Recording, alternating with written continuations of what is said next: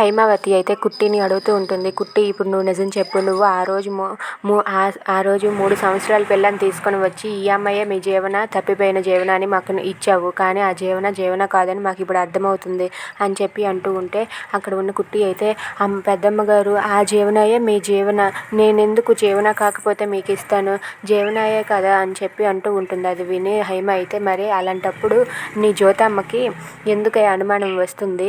నీ పోలికలు, నీ జ్యోతమ్మ పోలికలు అన్నీ ఒక్కటేనే, నువ్వే అసలైన జీవనమని నేను అనుకుంటున్నానని చెప్పి యామిని అంటూ ఉంటుంది. అది విని అక్కడ ఉన్న హైమ అలాగే జ్యోతి వాళ్ళైతే షాక్ అవుతారు.